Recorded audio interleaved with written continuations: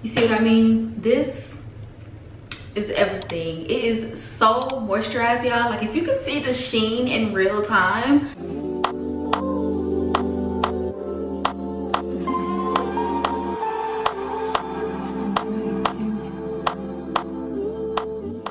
To jump right into it, you guys, as always, I am starting off with freshly shampooed and conditioned hair, and I'm going to go in with this duo right here, the African Pride curling cream and the OG Blue Magic hair grease. Okay, so first, applying this curl cream. So I have my hair separated into two sections, and I'm just making sure I fully saturate my hair in this curl cream. This is technically going to act as my moisturizing base. You can use a leave-in conditioner, curl cream, either or is fine.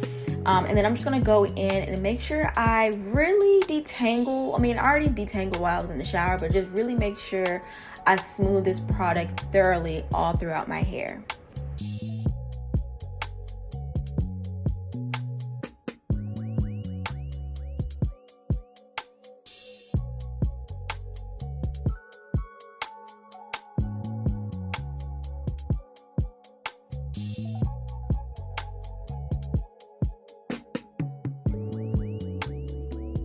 And now for the Blue Magic. So I'm using the Blue Magic basically as a sealant, okay? I wanted to get back to the basics. Back in the day when my mama used to pull out the Blue Magic and our plaits or twists used to be full and juicy, moisturized all week long. So that's exactly what I'm doing. I'm taking a little dollop in my hand and smoothing it throughout the hair. So on this one particular side, I just kind of divided my hair into two sections, and just making sure I really smooth it all over my hair. Now, a lot of people use Blue Magic grease to grease their scalp. I don't really care to clog my scalp up, especially because I just shampoo my hair. That's not really what I'm using it for. I am basically using this to seal in the moisture from the curl cream on top of my hair. Now, I will preface this by saying if you choose to use Blue Magic throughout your hair, please make sure you are prioritizing clarifying, shampooing your hair at least once a month. This is a very heavy sealant. Don't get on here saying, oh my gosh, Kelly, you just made my hair all clogged up, yada, yada, yada. No, I'm telling you, ladies, please make sure you clarify.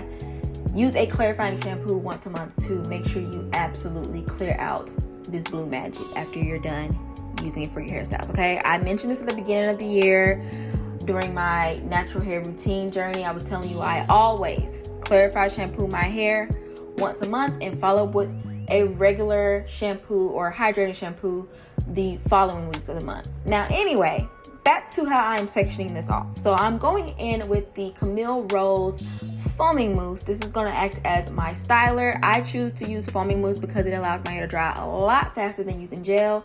Plus, you don't have to worry about your hair flaking with the gel, because we all know gel tends to not really blend with certain products, and it's always a hit or miss, and we don't have time for that. So I'm doing individual plaits, 2 at the bottom, and I'm going to do 3 at that top row in the back section. So essentially 5 plaits in total in the back. I will have 9 braids in total when I am done.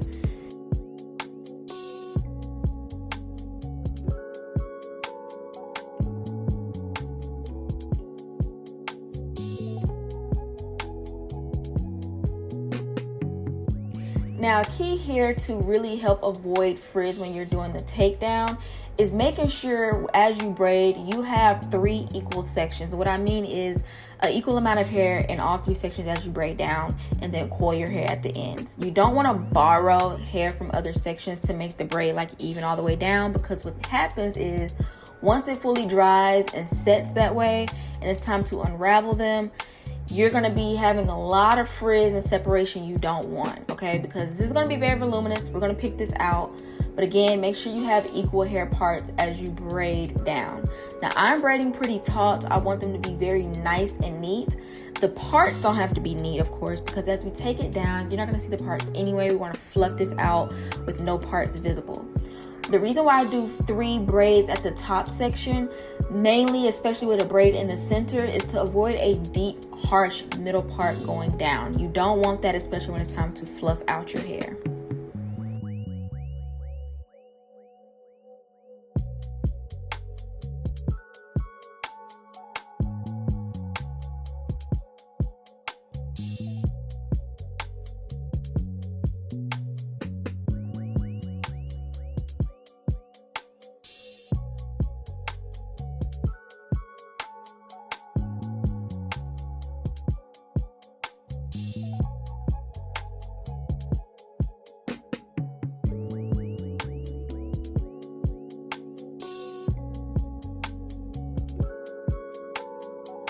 Now, as we move on to the braids in the front section, I am going to put 2 braids on each side, and I'm actually going in a diagonal part. Again, not a perfect part, doesn't really matter, but I style it this way in a staggering pattern in the front so that it can kind of act as a style along while I have the braids in.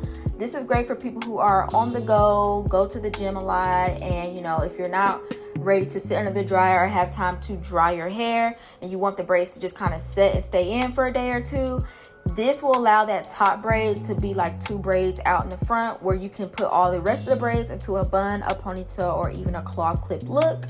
But yeah, staggering it out this way just kind of allows the hairstyle to almost be a style itself before you take the braids out, if that makes sense.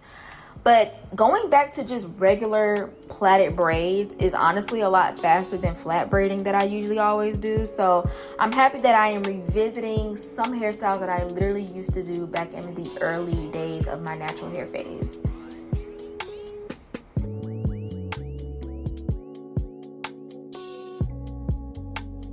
Now, don't be alarmed if you see a lot of product seeping through. This is where I'm going to take a towel and essentially just dab away some of the excess product. I like doing my hair this way because to me, this kind of ensures that I know for a fact it's going to come out really good because it's saturated in product. There's enough hold there in action.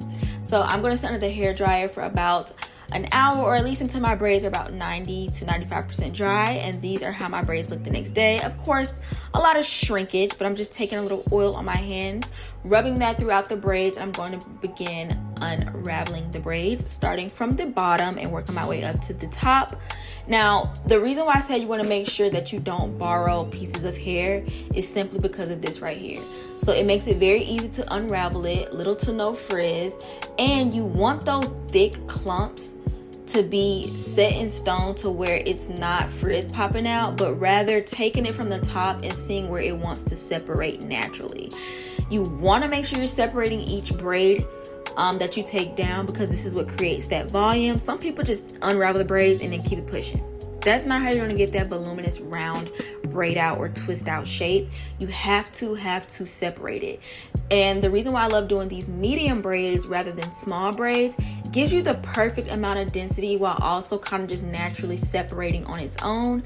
And finger coiling the braids at the end allows it to have a beautiful little curl on the end. If your hair is still in the transitioning phase or you have straight pieces, you can always opt for perm rods to add at the ends of your braids as well. It's a yes for me. Literally only took 1 day to fully dry. Like I said, I did sit under the hooded dryer for 1 hour. I wanted to make sure it was about 90 to 95% dry before I went to bed. I did sleep on a satin pillowcase. I didn't cover it with the bonnet because I still wanted the air to get to the braids to fully dry it. And this is what we're working with. So I did pick it out like you guys saw. Not too much because I know it's going to gradually get bigger throughout the days.